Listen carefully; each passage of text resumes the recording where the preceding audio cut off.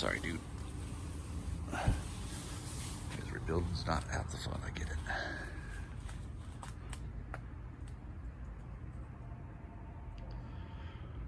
Really happy with those beans. It's the first time I've ever grown any bean this successfully, and they're really quite wonderful. Hello, deer fern, you're getting lost. This banana's doing wonderfully, although it's not really enjoying the heat, which you'd think it'd take it better, knowing where these things come from originally, but hey, hotness is hotness. And no, we are a rainy, northwesty type of place. We don't necessarily get a lot of rain in any substantial amount in the summer months, which makes the summer months really wonderful, quite honestly.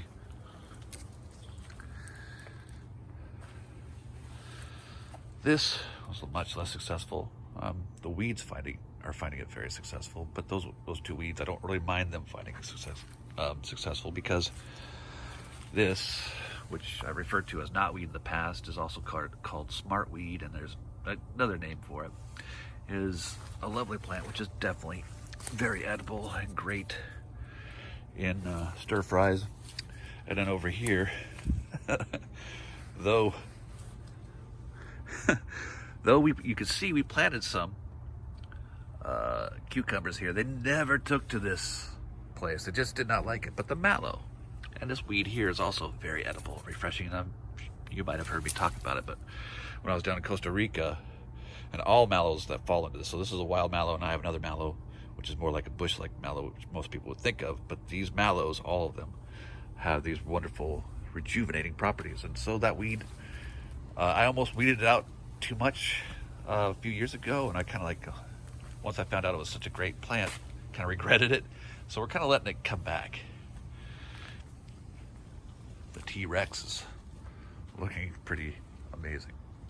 I actually started filming this video because we're getting ready to do our school year again, and I want to kind of show what life is really like, kind of warts and all, imperfections and all, especially in workspaces and creative spaces. That's where the mess really is. You know, there's a lot of work to be done, and you know, only so many days to do it.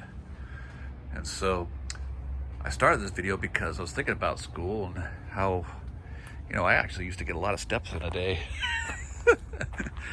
In the classroom, I used to get quite a bit. That was actually quite an exercise, because the way I teach, at least, and I'm sure most teachers are this way nowadays, is that you're not sitting behind a desk talking to people, or talking to little kids at their desk. You're walking around, you're interacting with those kids, and so that's actually a lot of physical exercise that I kind of used to kind of count on getting, because I'm not really known for my exercise routines at all. So I was thinking about how I use this space in my backyard, because obviously quarantine is also impacting the world. And though, you know, it's relatively safe to go walking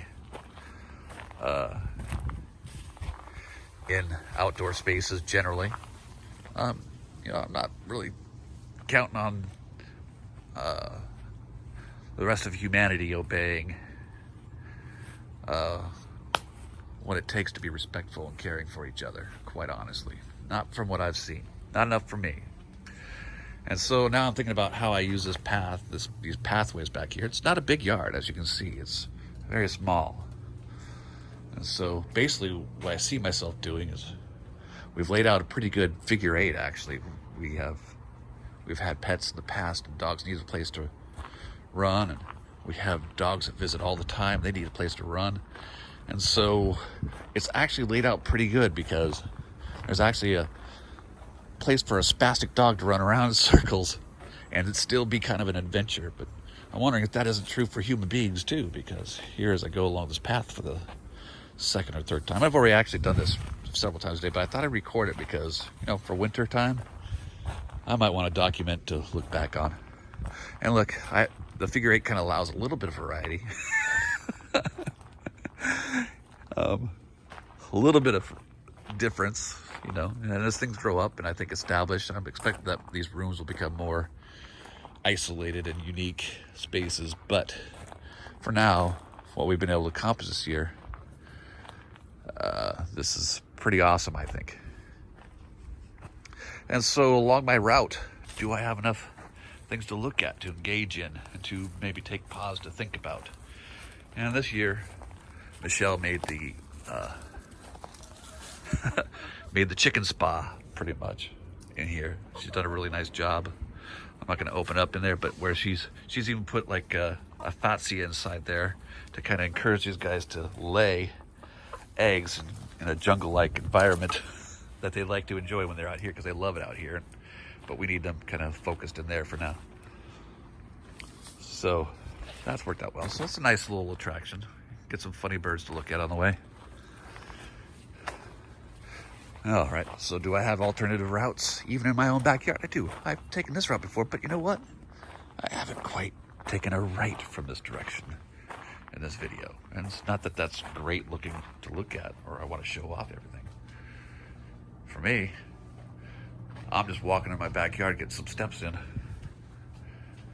And right now, my back's kind of been out because I moved that thing for like 2 weeks now. I haven't been able to do much since I moved this dresser. It's heavier than it looks.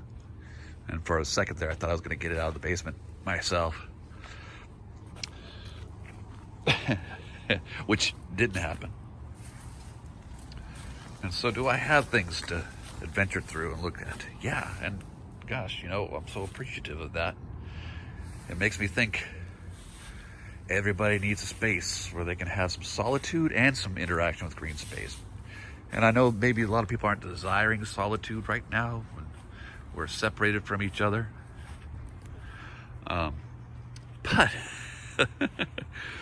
But you know, everybody needs some time to themselves, especially if they're stuck in a house with their family and, you know, human beings being who they are. You know, it's just the way it is. Everybody needs some time to think for themselves, to think to themselves.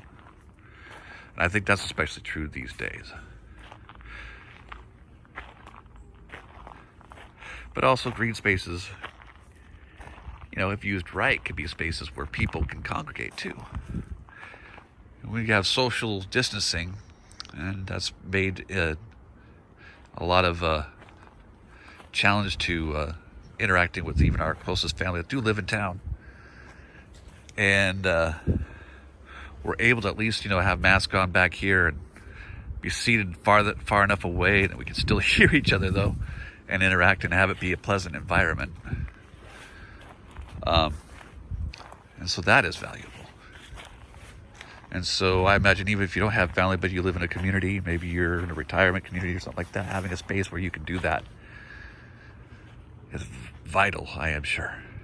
Well, I didn't really plan on even talking in this video, quite honestly. I expected I was just recording a little video of my travels for myself for wintertime, but I couldn't help remarking on things along the way, and so I thought I might as well just verbalize them and